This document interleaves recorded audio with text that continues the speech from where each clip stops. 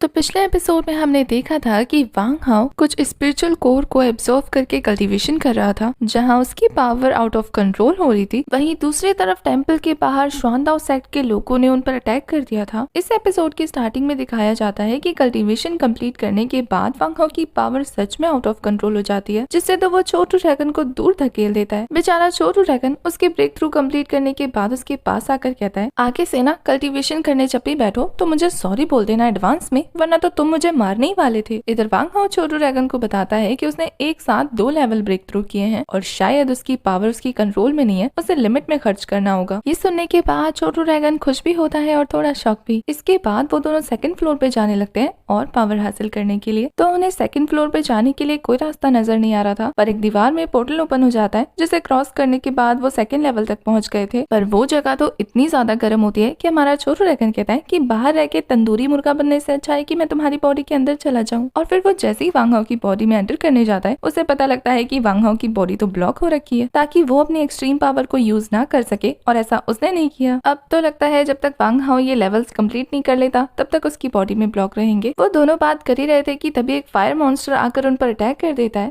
वांग हाओ उस मॉन्स्टर से फाइट करने में काफी ज्यादा जूझ रहा था। वो उस पे अपने लाइटनिंग अटैक का मेथड ट्राई करता है, पर ये अटैक मॉन्स्टर को कम और छोटू ड्रैगन को ज्यादा लगते हैं, क्योंकि पहली बार बेचारा वांग हाओ की फाइट में बाहर था ना। तो वो वांग हाओ से कहता है कि ध्यान रखो नहीं तो मैं मर जाऊंगा। तो वांग हाओ से किसी सेफ जगह पे जाने को कहता है। अब वांग हाओ उस पे फॉर्मेशन लाइटनिंग अटैक ट्राई कर रहा था, पर वो इन अटैक्स को डॉज करता हुआ वांग हाओ पर एक मुक्का जड़ने चला जाता है, पर वांग हाओ भी उसके अटैक को डॉज कर चुका था। ये देख के तो वो फायर मॉन्स्टर फ्रस्ट्रेटेड होने लगता है और अब वो अलग अलग जगह से उस फायर मॉन्स्टर पे अटैक करता है, जिससे वांग हाओ को उसके वीक पॉइंट्स मिल गए थे। इसके बाद वांग हाओ अपने आई ऑफ द स्काई का यूज करके उस फायर मॉन्स्टर के लास्ट वीक पॉइंट को ढूंढ लेता है। अब वो जैसे ही उस पर अपने आइस स्वॉर्ड से अटैक करने वाला था, उसने तो उसका स्वॉर्ड ही पकड़ लिया, जिसे देख के छोटू ड्रैगन को तो लगता है कि अब तो दोनों गए। पर वांग हाओ अपने 7 किल अटैक का मेथड यूज करता है, जिससे उसके 7 वीक पॉइंट पर अटैक करने की वजह से वो मॉन्स्टर डिस्ट्रॉय हो गया था। अब उसकी जगह वांग हाओ को एक टोकन मिल जाता है। इसके बाद हमें टेंपल के बाहर का सीन दिखाया जाता है, जहाँ शी हाई उन लड़कियों से कह रहा था, थोड़ी आज्ञाकारी बनो और मुझे खुद को सौंप दो, वरना अगर मैं फाइट करने आ गया तो तुम लोग यूं ही हार जाओगी। तो उसके दोनों बॉडीगार्ड उसे समझाते हैं कि आपको ऐसी लड़कियां तो हजारों मिल जाएंगी, पहले कल्टीवेशन करके पावर बढ़ा लो। कुछ देर सोचने के बाद शी हाई को उनकी बात सही लगती है, तो वो उन्हें अपने आसपास शील्ड बनाने को कहता है, जिसके बाद वो कल्टीवेशन करने बैठ गया था। और यहाँ वो दोनों प्रोटेक्टर कहते हैं उन लड़कियों से कि अगर किसी ने भी इन्हें डिस्टर्ब किया ना तो फिर उनकी खैर नहीं। और याओ याओ को तो यही सुन के गुस्सा आ रहा था कि जहाँ वो कल्टीवेशन कर रहे थे अब वहाँ वो बैठ गया है, तो वो अपना फैमिली मैजिक वेपन निकाल कर उन पर अटैक करने का ट्राई करती है। पर ये प्रोटेक्टर तो इतना ज्यादा स्ट्रॉन्ग था कि इसने तो याओ याओ के फैमिली वेपन को भी तोड़ दिया था, जिससे तो वो काफी ज्यादा वीक हो जाती है। दूसरी तरफ वांग हाओ को दिखाया जाता है, जो 3rd लेवल पे जाने के बाद एक आइस फ्योनिक्स से फाइट करता है, जहां वांग हाओ की पावर इंक्रीज होने की वजह से वो 2-4 मूव में ही उस फ्योनिक्स को भगा चुका था। तो ये देख के छोटू ड्रैगन कहता है कि क्या बात है, तुमने तो काफी नई स्किल सीख ली है। तो वांग हाओ से बताता है कि ब्रेक थ्रू करने के बाद ये स्ट्रॉन्ग एबिलिटी उसे न्यू मिली है। इसके बाद वांग हाओ कुछ सोचने लगा था, तो छोटू ड्रैगन उससे पूछता है कि क्या सोच रहे हो। तो वांग हाओ से बताता है कि मेरी पावर को बढ़ाना था और मुझे न्यू स्किल्स देने थे, तो वो स्काई मैप में भी तो दिए जा सकते थे ना, उसके लिए ये टेम्पल बनाने की क्या जरूरत थी। तो छोटू ड्रैगन कहता है कि ये दी को ना ये सब कुछ करने में बहुत मजा आता है, तो बस तुम करते रहो। वो वैसे भी किसी को कोई चीज आसानी से नहीं देता। इसके बाद वो दोनों 4th लेवल के लिए आगे निकल जाते हैं। 4th फ्लोर पे जाने के बाद उन्हें कोई नजर नहीं आता और ये देख के वो थोड़ा कंफ्यूज थे। पर थोड़ी दूर आगे चलने के बाद वांग हाओ एक फॉर्मेशन में पैर रख देता है। अब उसे तो कुछ समझ में नहीं आ रहा था, तो वो वहाँ कल्टीवेशन करने बैठ जाता है। तभी उसके आसपास कोई चीज निकल कर घूमने लगती है। दूसरी तरफ हमें स्वॉर्ड मास्टर म्याओ हान को दिखाया जाता है, जो याओ याओ को सेफ प्लेस पे छोड़ने के बाद काफी ज्यादा नाराज हो रही थी, और फिर वो अपनी स्वॉर्ड लेकर उन पर अटैक करने के लिए निकल जाती है, जहाँ उस प्रोटेक्टर के गोस्ट स्कल से भी वो काफी इजीली निपटते आगे बढ़ रही थी कि वो उस पे अपने अरे फॉर्मेशन का अटैक कर देता है, जिससे भी वो अपने स्वॉर्ड से काफी इजीली डिस्ट्रॉय करके जैसे ही उसके पास आती है ना, वो उस पे अपने गोस्ट लॉक का अटैक कर रहा था, जिससे अब वो फंस चुकी थी। तो पीछे से उस पे वो मास्क वो मेनू से हेल्प करने आती है, पर वो दूसरा प्रोटेक्टर आगे आकर उसे रोक लेता है। इधर वो फर्स्ट प्रोटेक्टर म्याओ हान को कह रहा था कि तुम कितनी ज्यादा लकी हो कि हमारे यंग मैन ने तुम्हें चूज किया, और फिर वो उसकी स्वॉर्ड को तोड़ते हुए कहता है कि अब बस हमारे हमारे यंग मास्टर को फॉलो करो, मैं तुम्हें छोड़ दूंगा। पर वो तो साफ साफ डिनाई कर देती है, जिसके बाद वो प्रोटेक्टर अपने चांदी जैसे वेपन से उसकी सोल को एब्जॉर्व करना स्टार्ट कर देता है, ताकि डर के मारे म्याओ हान उसकी बात मान ले। जहाँ वो मास्क वुमन सेकंड प्रोटेक्टर को काफी अच्छे से टक्कर दे दी थी, और यहाँ दूसरी तरफ म्याओ हान ने अपनी काफी सारी एनर्जी को इकट्ठा करके उस फॉर्मेशन को तोड़ दिया था जो उसे ब्लॉक कर रहा था। और अब वो अपनी टूटी हुई स्वॉर्ड को